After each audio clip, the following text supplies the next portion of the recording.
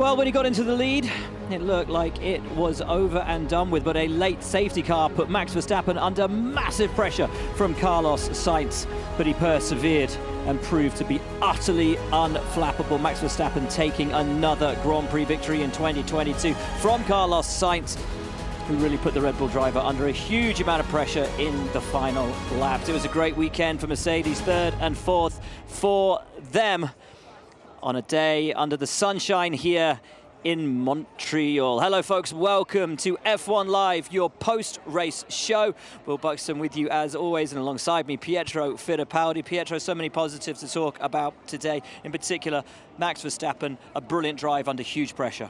Yeah, a great drive, and another great drive by Esteban as well. Absolutely. Esteban's already here. You're too fast for us, my man. Congratulations on the wedding, Will. Sorry? I'm just putting it there. Congratulations on the wedding. Mate, thank you so much. Thank you. And congratulations to you. A really strong race today for Alpine. Double points. You finishing ahead of Fernando as well. Big pressure, big drive. Thank you very much. Yeah, I think it's been a perfect race for us today. You know, good to get a bit more performance also compared to yesterday on my side. And yeah, I think there was nothing more that we could have done. You know, the cars ahead, they were too fast. We tried to hold on Charles for quite a long time, but in the end, you know, when we had the same set of tires, you know, he came past and found a way of going ahead. And in the end, we played the team game, you know, with Fernando trying to keep Valtteri behind, who was quick. So yeah, everything was well executed, you know, from lap 1 to the pit stop to the team strategy in the race. And I know you struggled this weekend. You felt there was something wrong with the car. Did it right itself during the race, or did you feel there was something just a little bit off? Yeah, it felt better. I would say there is still something that we need to understand, you know, about this weekend, because you know the Friday and the Saturday were really tricky for us, and the car came a little bit more live in the race on Sunday. So yeah, plenty for us to look through, but definitely a good way of finishing the weekend. P6, great job. We'll see you the next one. Thank you so much, Esteban. Great job from him today. And as he said, Fernando had to put in a big drive at the end to hold off a very fast-moving Valtteri Bottas, but they couldn't keep this man behind. Charles Leclerc, last row of the grid, through to a P5 finish. Driver of the day. Did you enjoy it out there?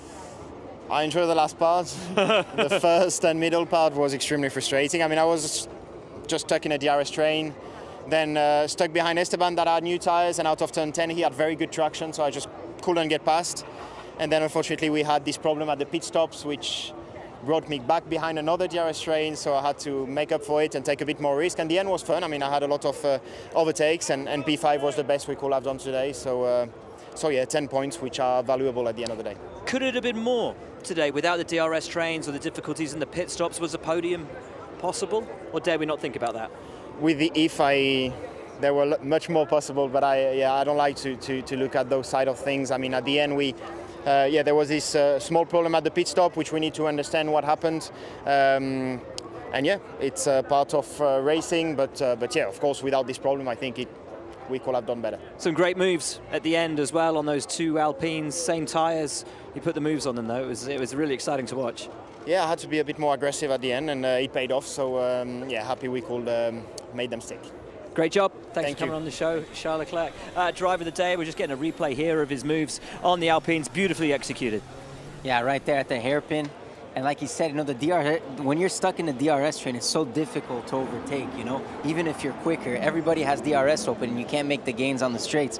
But that's not a DRS zone, that's that hairpin. Yeah. Just before the back straight. So very impressive move, very important as well for the championship to get those 10 points, and a solid drive coming all the way from the back.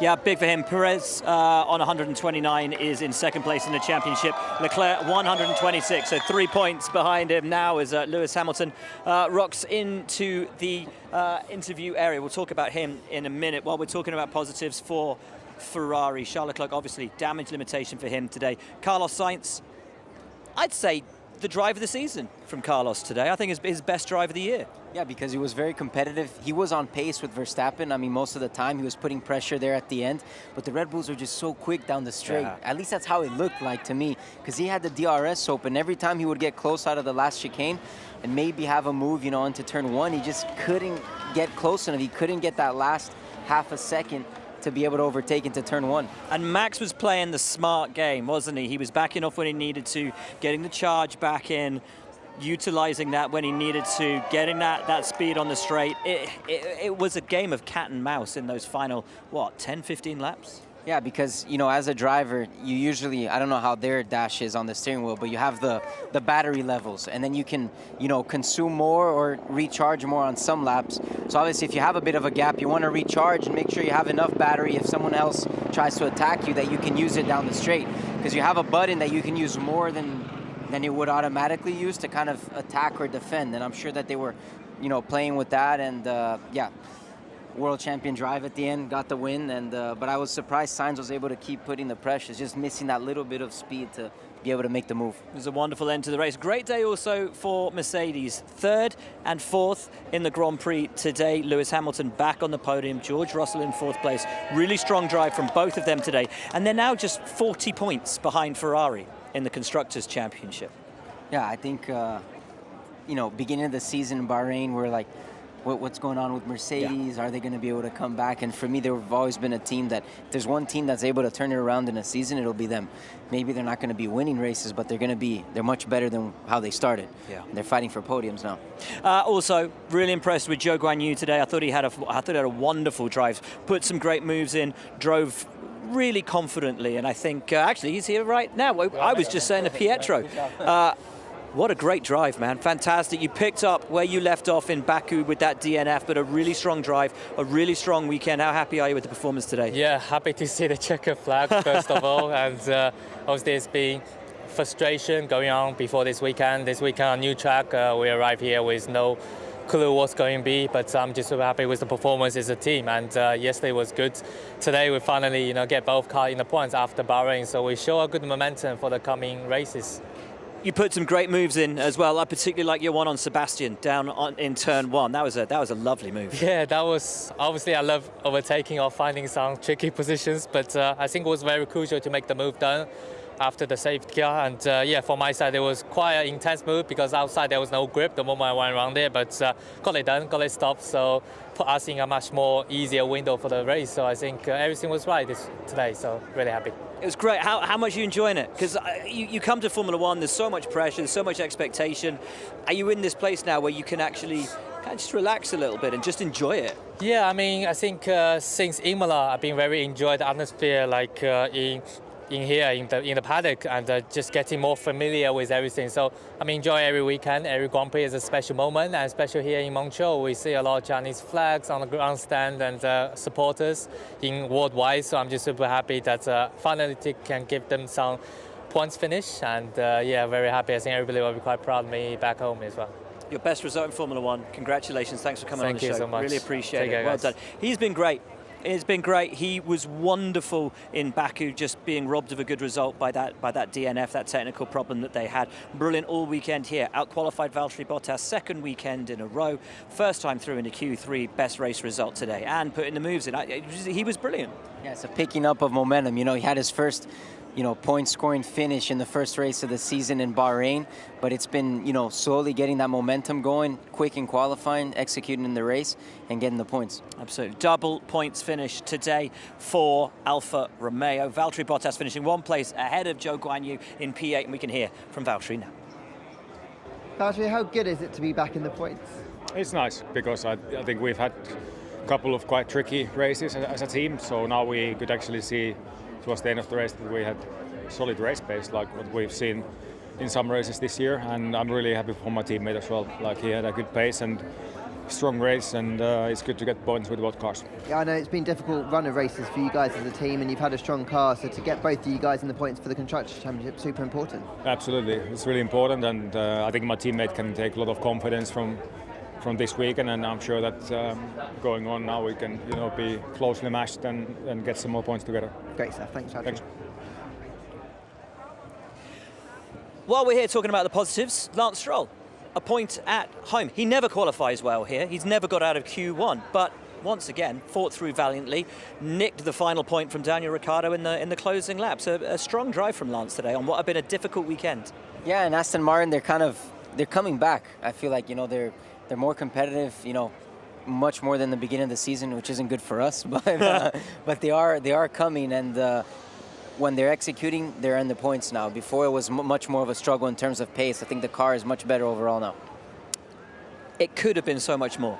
They had good pace during practice. They looked phenomenal in the wet. Got the tyre pressures all wrong when it started to rain, which dropped them right to the back of the field. Without that, looking at the pace today, potential for something far better. They can't afford to drop the ball like that. Aston Martin or Haas? Yeah, Aston Martin. No, not you guys. Yeah, I mean, when you have a good race car... Did you get tyre pressure? It doesn't look like you guys got your tyre pressures wrong in quali. It looks like you got it pretty much perfectly nailed in quali. But no, basically when the car is good, you have to execute. So that's why it's a bit of a shame, like for Haas, for example, we 5th and 6th in qualifying and then go in the race and we don't get the points. So for them, it's another team where every position in the Constructors' Championship counts, because at the end of the day, it's prize money. It's a lot of money that's on the board there that helps the development for next year. So when you have a good car and the midfield is so competitive, you need to make sure you get it right and you maximize the points. Lovely stuff. Why don't we hear then from Lance Stroll? It may only be 1 point, but given where he started the Grand Prix, pretty mighty effort from the local boy today. Hey Lance, how does it feel to be back in the points? Yeah, it was a good strategy and happy to score a point. And especially in front of your home fans as well after a tough couple of races. Yeah, for sure. Nice to be back in the points. Definitely. Car feel all right in terms of race pace?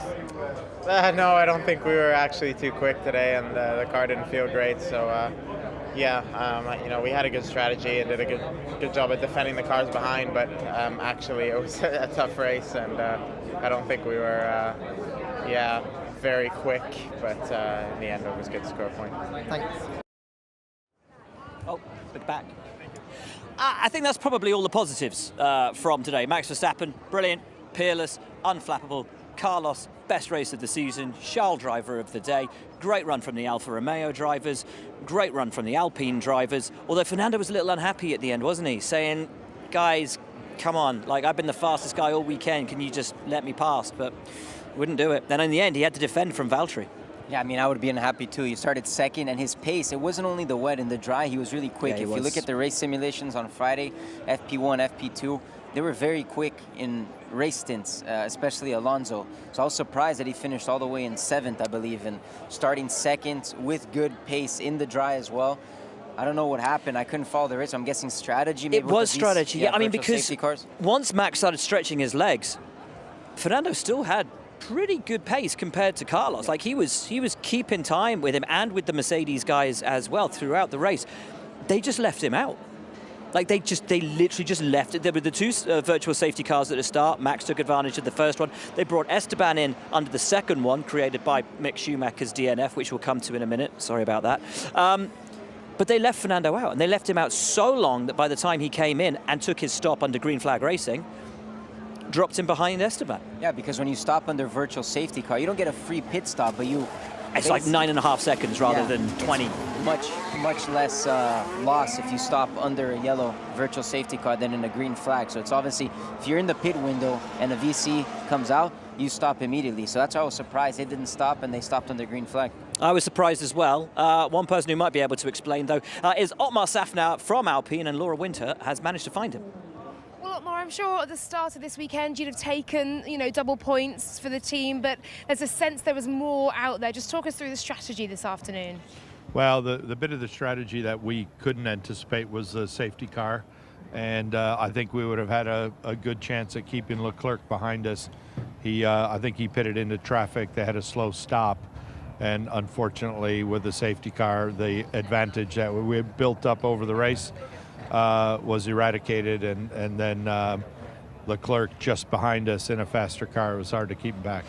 There was some frustration on team radio as well from Fernando Alonso when he was told to stay behind Esteban Ocon due to straight line speed issues. He's saying he was 100 times faster this weekend. Have you spoken to both of the drivers about that? No, not yet, but it was absolutely the right thing to do. We wouldn't have gained anything by swapping him at that point, and Esteban didn't have a problem. Well done. There he is, Fernando Alonso. And Fernando did. So, Esteban just helped with making sure that Fernando could stay in his DRS. So it was the right thing.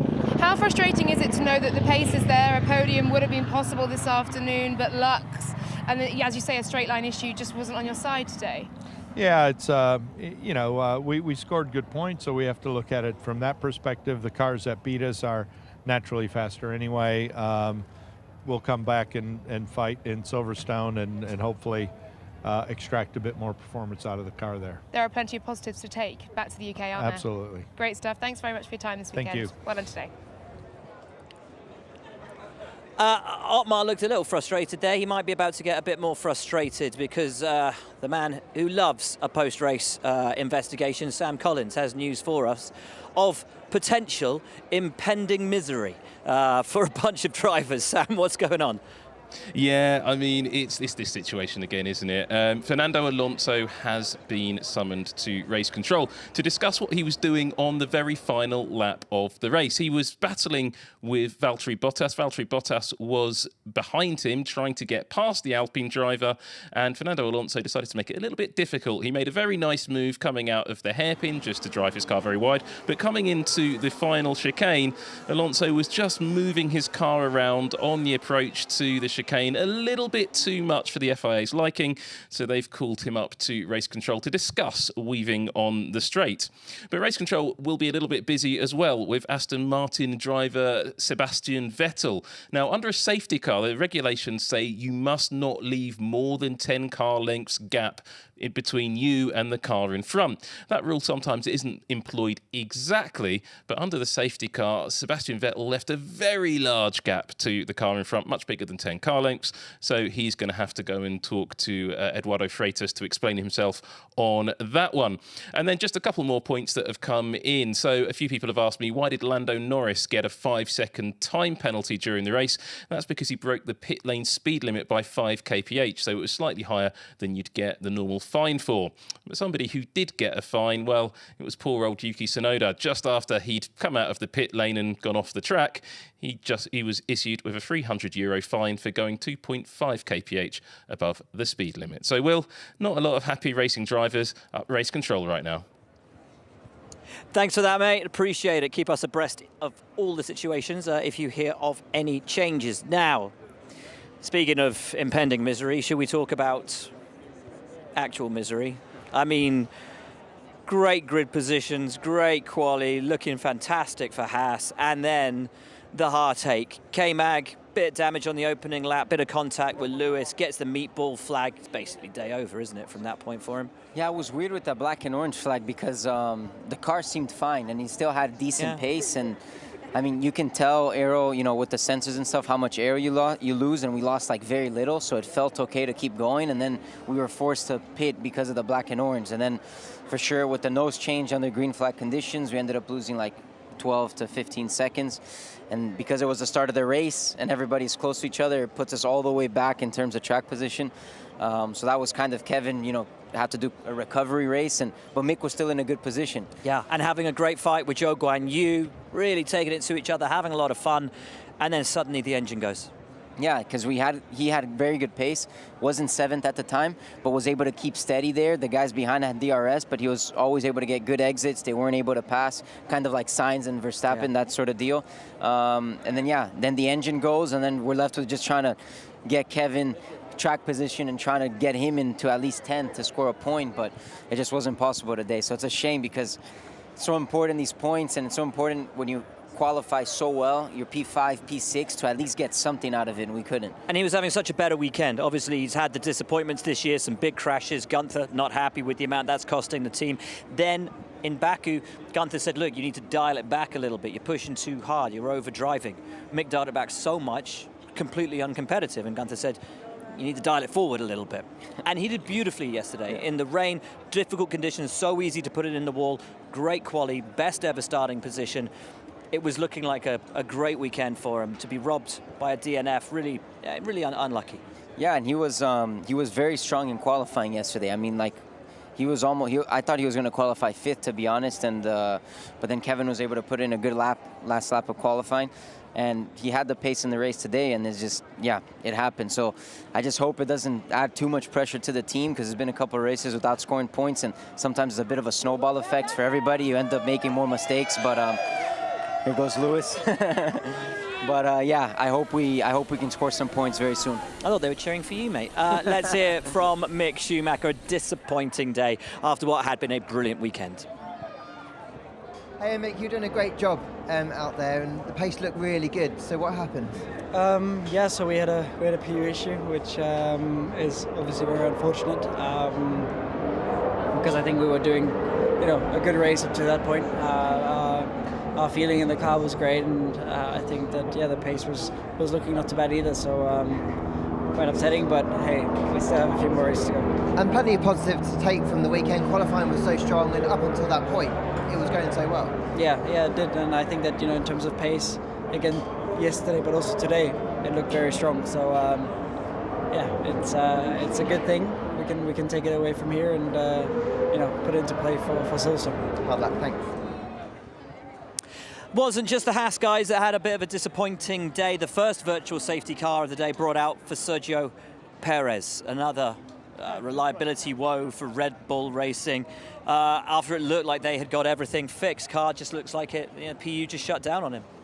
Yeah, and it's such a shame because Checo's a friend of mine, and he's in second in the championship. Those points, they end up adding up at the end of the year, and you never know what can happen, but he has a shot still at the championship. Yep. It's still a long way to go, and it's just those points. If, he could have gotten a top 5, maybe a podium finish, 10, 15 points, you're always a bit closer to the lead there. But, yeah, a shame, but he's definitely been driving very well recently. Driving superbly.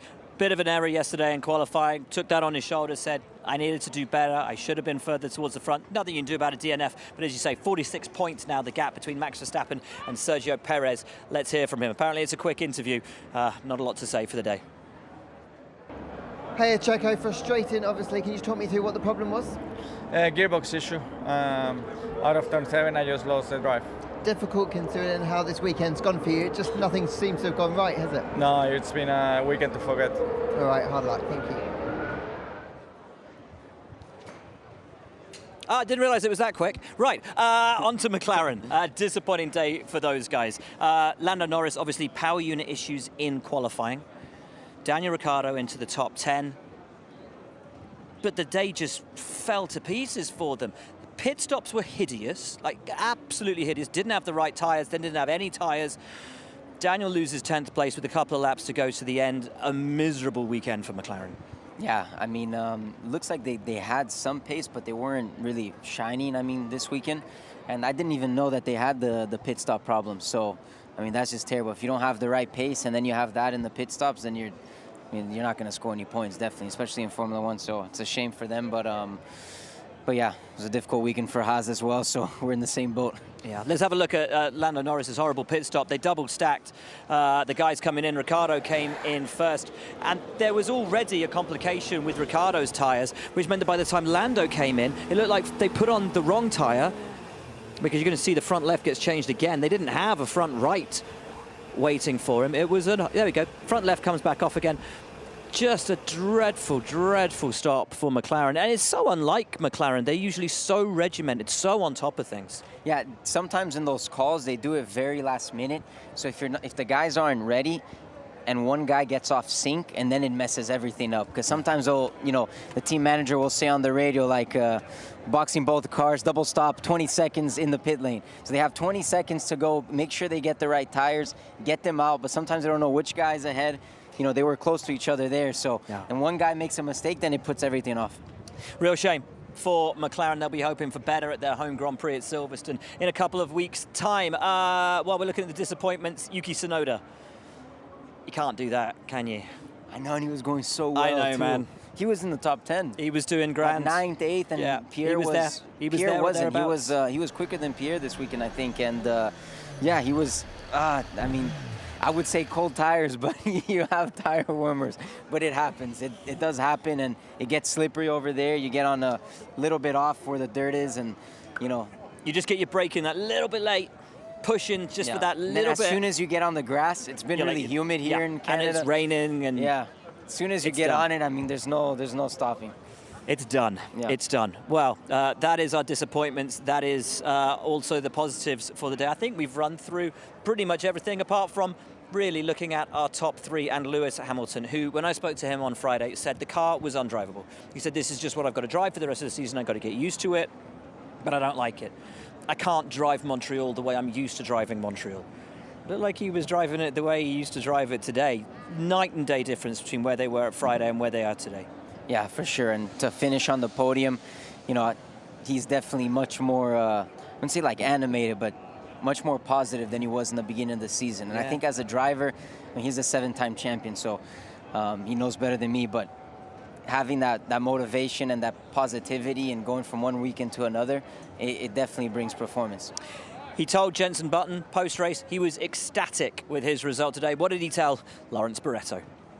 Hey Lewis, it's such a tough season. How good was it to be back on the podium? I can't, oh geez, it was honestly one of the best feelings of the year to be back, especially in Montreal where I got my first win 15 years ago, and to be back up there, to feel the atmosphere and feel the crowd was pretty special, and then just to kind of be in the race, you know, see the guys ahead and see that there's potential, you know, feel some of the potential in the car, that's a real positive for us.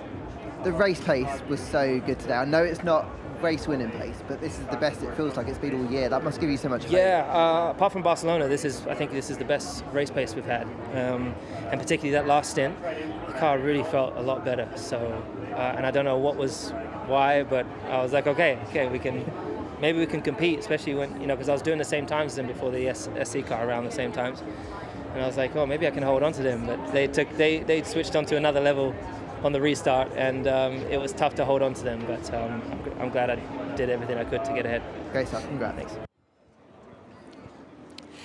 A happy Lewis Hamilton, very happy Lewis Hamilton. Carlos Sainz, as we were saying, great job today. Will Ferrari be happy with their weekend, given where Charles started, where he finished, given Carlos's result as well today? I wouldn't say happy, because I mean, you're still losing. Yeah, you're still losing a bit to the, you know, the front runner of Max over there. So I'd say they're kind of satisfied, but they maximized what they could have done.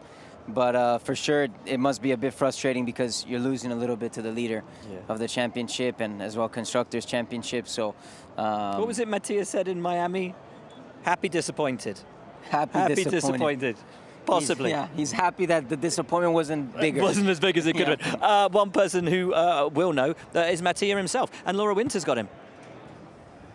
Well, Mattia, a great day for Ferrari, given where certainly Charles Leclerc started, and indeed Carlos Sainz P2 as well. He just couldn't get past Max Verstappen. That Red Bull has so much straight line speed. Just talk us through how you saw those closing laps. Yeah, as you said, good day, almost a good day, because I think overall we had a better pace, slightly better pace, and we could have a better result. But yesterday the quali was not the best one, and when you are not starting ahead, then everything becomes more difficult to win. Today you need to be perfect all through the weekend, and we are just missing something. But overall I think we can be happy, because we knew that we would have taken penalties with Charles, so starting from the back would have been a difficult overall weekend for us.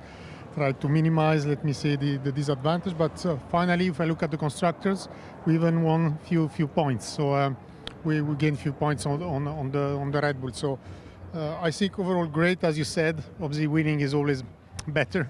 That was just missing, but look now to the next one. Charles Leclerc saying that overtaking was difficult out there. Is that a concern? No, it's not. I think we knew, especially if you've got cars in the train ahead of you. His race would have been a race where patience was required, and I think that we have been patient as well at the pit wall, not to stop him for 2 pit-stop race. And from the back, finishing 5th, still I think is what we're hoping for, and we got it. Yeah, a brilliant recovery drive from Charles Leclerc, and of course Carlos well up on the podium as well. Red Bull with a mechanical failure today. That's their 4th. You've only had 3. I know you don't sort of take any joy of any other mechanical failures out there, but I suppose you're in good company. I don't know what happened to them, so I cannot judge. But that's proving again that reliability is difficult for everybody. We were suffering from it, but others as well. So something that will be there in the championship from now to the end. It will certainly count as the performance, and we are focused on our side. We know that we have still few things to be addressed, and hopefully that will be done as soon as possible. The title fight isn't over, is it? It's going to Silverstone next week. What are the expectations? No, certainly the fight is not over. There is a lot of races left. We are even not yet mid of the season. I think, again, as you said today, what happened to Perez may prove that everything may still happen from now to the end. We are focused on the next one, not only UK. I think from now to the summer break, it's a sequence of 6 races. Which will be 6 races, or maybe I can't do whatever. the maths. Can't do the maths this late on a Sunday. But there's certainly a few races which are important, and so we are focusing on each single one. UK, I may believe that Red Bull will bring a big package there, upgrades. I'm pretty sure. So let's see what will be the situation. We shall see. But great stuff from Ferrari today. Thank you very much, Mattia. So Pietro, as Matthias says, obviously they would have loved the win today, but double point score, there is the small win that they have clawed back a couple of points on Red Bull in the Constructors' Championship. Yeah, that's true. And in the Constructors' Championship, and I mean, next race, Silverstone, hopefully will be better there. They have a very good car and high downforce running, and Silverstone's a very high-speed circuit. So I think hopefully the momentum changes there. I mean, the Constructors, it's important, but team, you always want to win the Drivers' Championship. So for sure, something needs to happen or turn around very soon so they can catch back up. We are now into the realms, though, of penalties, because Charles had to take one this weekend. Checo may have to take one next weekend. We're going to start to see the strategic utilization of penalties for engine parts, aren't we? Yeah, I mean, you always want to do it in a track where it's more easy to overtake. It's easier to overtake, because if you get a penalty, for example, in Monaco, and you have to start from last, the only way you're going to do it is by strategy or if it starts racing, because there's no overtaking. So for sure you strategically plan it. And what other bigger teams do as well, like for example, every team has a park curfew that they can't break or park for May. Some teams plan to break it so they can work on the car, and they bring extra crew to the races so that the daytime crew sleeps, while the other ones, when they break the curfew, they work overnight on the car. So they plan breaking those things so they can work on the car. So we need to look at who's got the biggest pass utilization for the weekend to figure out who's going to break curfew. That's it. Exactly. So there's all this I did not know stuff. that. Yeah. The insight you get from F1 Live, your post-race show. Now, Laura Winter's been incredibly busy today. Straight off the interview with Mattia, I hear she has got grabbed somewhere in the paddock. Carlos Sainz, we're going to have to run down for Laura with our P2 man. Carlos, cheers for you. We're going to walk you down to the press conference, so do come with me. Congratulations. P2, you were so close to that first race win. Just talk us through it and your view of the back of Max Verstappen's car. Well, a lot of laps behind his rear wing and trying to find a way past. I was honestly a whole race a bit quicker than him, and for the first time this year I felt like I was the fastest man on track at all times, which was it is encouraging and it does give me confidence, but disappointed not to have caught that first win, because it was very close. I was 2-3 tenths quicker every lap, but around here, if you want to pass, you really need half a second, 6 tenths, which I didn't have them to the Red Bull today. Is there any way you could have got past him? Would you have considered a lunge down the hairpin like Charles Leclerc did? No, there was no way, because the Red Bull is quick. It's a quick car and it doesn't have any real weaknesses, So, I tried everything. I mean, I didn't leave anything. I won my first win as much as everyone does at home. So you can imagine I was leaving everything out there. Had a few moments getting close to the wall all over the curbs. I was trying everything that I could, but it was just not enough. But I will keep trying. I sense frustration, but it's a P2. Congratulations. Go again in Silverstone. Thanks, Carlos. Disappointment palpable in Carlos Sainz, but that win's coming, isn't it? Yeah, it is, and the pace is there. He was, putting pressure on Max there all the way towards the end. No mistakes. Didn't come this time, but I'm sure it's going to come at some point this season. As he says, he was the fastest man out there today, was the driver who took the fastest lap point as well, was Carlos Sainz, but couldn't quite do the job on Max Verstappen. It's just too good today. Yeah, Red Bull executing, as usual, world champions last year, and no mistakes from the team today. Obviously, they had the issue with Perez, but with Max, they had all the right strategy calls and a lot of areas today to make mistakes. With all those virtual safety cars coming out, then the safety car, it was easy to be on the wrong side today, especially when you're leading the race, and throwing it all away. And they did the right job. Max handled it perfectly, and they got the win. Let's hear from reigning world champion and winner of the Canadian Grand Prix 2022, Max Verstappen. Hey, Max, you had to work for that one. Carlos really heaped the pressure on you at the end. Yeah, it was a tough one. I think overall in the race, we seemed to struggle a little bit more for pace compared to them. So I think already with the last stop I did, if it would have gone to the end, it would have been a close call, I think, to really fight him. But then I was also not entirely happy with the safety car, of course, because then he came out behind me with new tires. So I gave everything I had in those last 15 laps, which of course are very enjoyable with an F1 car to go flat out. But the gap, I think, never really got bigger than 8 tenths. So it was a tough one. When the team pitted you early with the VSC, do you think, oh, this is going to be a long afternoon? Because with the tyres, they seem to kind of tail off a little bit towards the end. Yeah, but I think as soon as we pitted the first time, we were on for a 2-stop. So. Okay, and please just to extend your championship lead as well. Yeah, of course it's a good sign, but still a lot of races to go, and a lot of things can go wrong. So we just have to keep focused and keep on doing what we're doing, but of course always try to look where we can improve. Great stuff. Congrats. Thank you. The imperious march of Max Verstappen goes on, and to think after Australia, he said there is no way I can win this year's World Championship. It's done. He said that after Australia? Yeah, he was just like, we've had these DNFs, I'm too far behind, I'm not even thinking about it, there's no way it can happen. And then the turn and the run of form, it's just been incredible. Yeah, it's been crazy, but I was surprised he said that. I guess, after the DNFs in the beginning of the year, you lose all those points. Someone but now there's so many points ahead. Yeah. There's so many points ahead now, but maybe there will be another turn where then Ferrari... But this is what Max said, he's experienced the positive 180.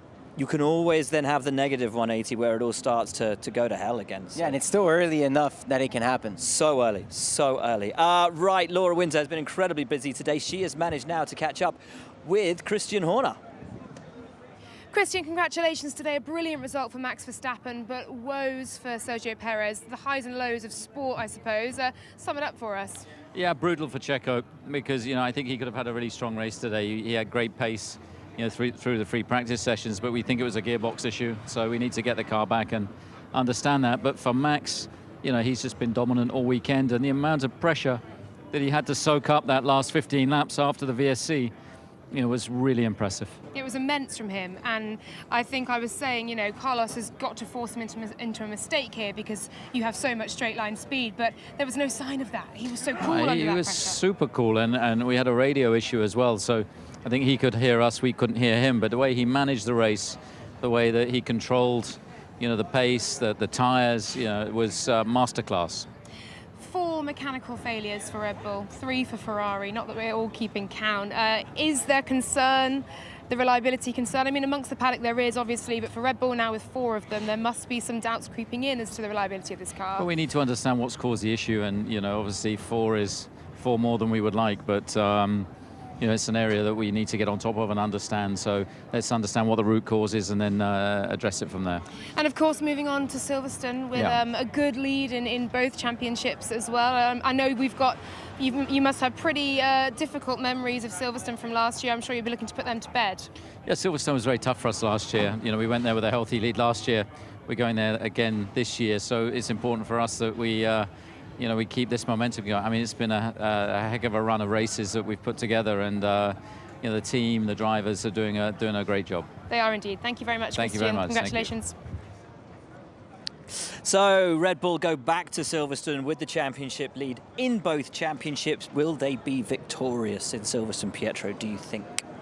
Listen, as a race fan, I hope that, not that I'm a fan of emotional racing and stuff. I want it to be exciting, so I hope Ferrari can win in Silverstone. That'll be good for Haas as well, because, would it be, a bit more competitive having the Ferrari power unit and stuff. So I hope Silverstone is good for Ferrari, because then it'll mix the championship up a little bit.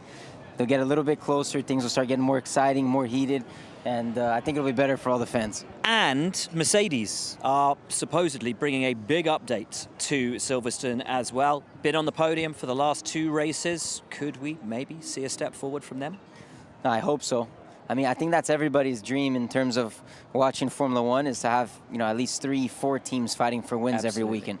That'll make it definitely very interesting. But let's see. I think Ferrari and Red Bull are a little bit too fast at the moment. But if their upgrade means that they'll be there on the podium every weekend, the other guys make a mistake, we might get a win. Can't wait. Cannot wait. Home Grand Prix for many of us. The British Grand Prix, of course, coming your way in a couple of weeks' time here on F1 TV. For now, though, I think that's pretty much it. Thank you so much for tuning in over this Canadian Grand Prix weekend. It's been a huge amount of fun. My thanks to you, Pietro. My thanks to Lawrence Barreto in the pen and Laura Winter running around the paddock. It's been a wonderful weekend. Thank you so much for tuning in, and we will see you at Silverstone in a couple of weeks' time. For now, though, that is your lot. Thanks for tuning in. We'll see you next time.